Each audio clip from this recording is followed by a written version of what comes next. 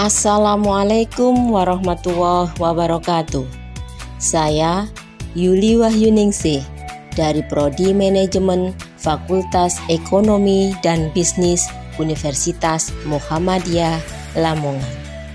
Saya mengampu mata kuliah antara lain Matematika Ekonomi dan Bisnis, Ekonomi Internasional, Studi Kelayakan Bisnis, dan Kewirausahaan atau Entrepreneur. Pada kesempatan kali ini, saya akan membahas materi Matematika Ekonomi dan Bisnis. Matematika Ekonomi dan Bisnis merupakan mata kuliah yang membahas menyelesaikan persoalan ekonomi dengan menggunakan konsep atau dalil matematika melalui simbol-simbol matematika. Mahasiswa akan menganalisa dan juga menyelesaikan permasalahan ekonomi dalam bentuk fungsi linier, fungsi non-linier, diferensial, dan optimasi. Dengan capaian pembelajaran yang diharapkan antara lain yaitu 1.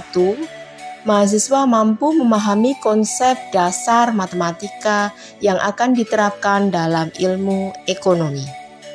2. Mahasiswa mampu merumuskan dan menghitung teori-teori matematika ke dalam berbagai kasus-kasus atau permasalahan yang relevan.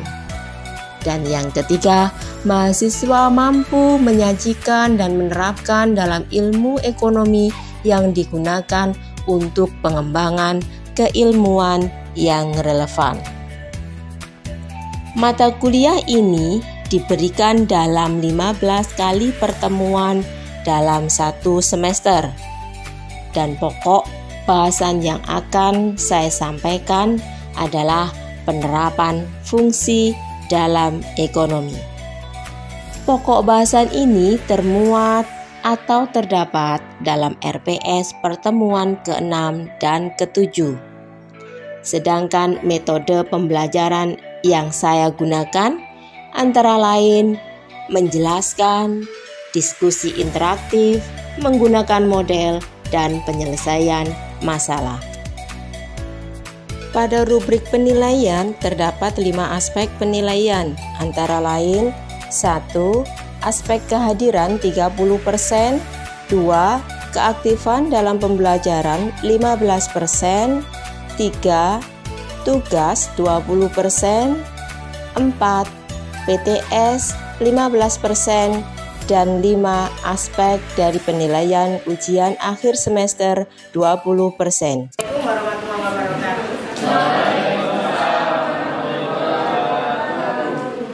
Kita bahas dalam pertemuan kali ini yaitu penerapan matematika dalam bisnis dan ekonomi. Tapi sebelum ke penerapan matematika ke bisnis dan ekonomi, maka kita perlu mengkaji yang sudah kita bahas dalam pertemuan sebelumnya. Apa itu? Fungsi dan fungsi linier. Apa itu fungsi? Kemudian bagaimana itu fungsi? Variabel apa saja yang ada dalam parameter fungsi? Apalagi yang sudah kita pelajari? Kalau variabel ada variabel dependen dan variabel independen. Kemudian dalam alokasi letak atau tata letak ada yang disebut dengan domain dan range. Ya. Misalnya ini adalah Y sama dengan fungsi dari X. Persamaan ini menunjukkan bahwa di posisi fungsi X ini adalah domain.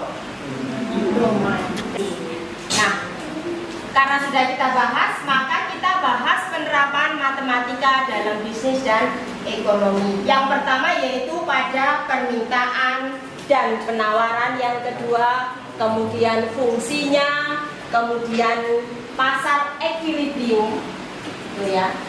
Yang pertama adalah fungsi permintaan. Kemudian fungsi penawaran. Kemudian fungsi pasar pada keseimbangan produk. Satu macam produk, dua macam produk, atau bahkan lebih. Mari kita bahas satu persatu. Itu ada pada teori ekonomi. Fungsi permintaan, fungsi penawaran, dan keseimbangan pasar ini pada skup mikro. Yang kedua adalah pengaruh pajak sensitif terhadap keseimbangan pasar atau equilibrium dalam bahasa kita. Kemudian yang ketiga adalah pengaruh pajak proporsional terhadap keseimbangan pasar. Yang selanjutnya pengaruh subsidi terhadap keseimbangan pasar. Kemudian keseimbangan pasar kasus dua macam barang. Tapi yang terjadi di lapangan tidak hanya pada satu barang dan dua barang. Gitu ya. Yang pertama, fungsi permintaan.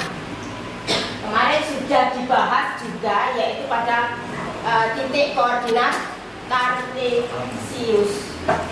Maka Q sama dengan B min O. Saya ulang, maka Q sama dengan A min BP itu adalah parameter dari permintaan. Atau P sama dengan A per B min seperti Q. Q-nya ini masuk di variabel apa? Variabel B, bebas. Nah itu masuk di apa? Konstanta. B-nya masuk di Q sama dengan A min BP itu adalah parameter dari permintaan. Sekarang saya tanya, Q sama dengan A. A itu mewakili atau disebut sebagai konstanta. Yang kedua, min B atau B-nya yang melekat pada variabel P itu disebut sebagai koefisien. Q-nya itu adalah variabel. Kemudian seper B-nya adalah koefisien dan konstantanya adalah seper A per. Kita lihat bentuk dari grafik atau kurva permintaan itu adalah dari kanan atas menuju ke kiri bawah. Kita ingat-ingat bahwa parameternya adalah Q sama dengan A min B. Karena nanti akan sama artinya dengan perbedaan pada parameter atau konsep matematika di penawaran.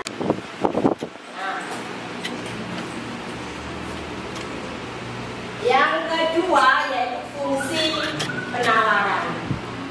Pada fungsi penawaran tadi sudah dijelaskan dulu, parameternya adalah A min A plus B P. Coba kita lihat, nanti kita masukkan dalam parameter ini misalnya 5 plus 0,5 P sama dengan ya, nanti kita coba lihat itu keseimbangan pasar ada pada grafik itu tadi sudah dijelaskan Bu Yuri berkali-kali, yaitu posisi equilibrium itu adalah titik potong angka ya.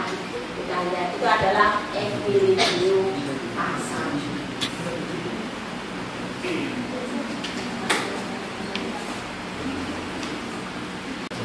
Kemudian fungsi penawaran Q sama dengan min 6 plus 2P, itu penawaran. Ditanyakan PE, apa PE? Kemudian IE, PE harga. Kita lihat 15 P, kemudian ketemunya adalah harga. Posisi keseimbangan sama dengan 7 dan kuantitas keseimbangan sama dengan 8. Kemudian inilah kalimatnya menjadi 75 akan terjual 100 unit. Maka akan berbeda artinya jika soal itu turun 75. Turun 75 dan turun menjadi, itu akan menjadi analisis kita dalam menelaah soal. Ingat ya, ingat. Turun menjadi, saya ulang sekali lagi, turun menjadi dan turun 75. Turun 75 itu akan menjadi pemahaman soal yang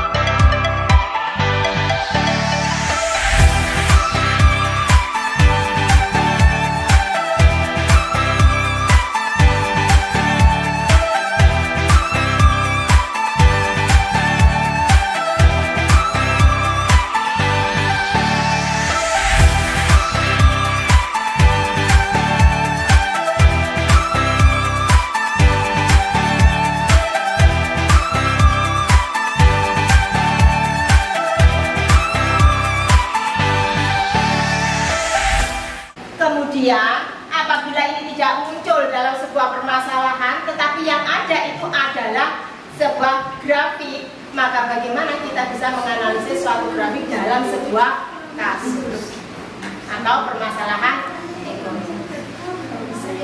Jadi kita bisa membaca itu dari grafik, sudah bisa terbaca bahwa equilibrium itu terjadi seperti itu pada saat P sama dengan 7 dan Q sama dengan 8, atau harganya sama dengan Rp7 dan kuantitasnya di posisi 8.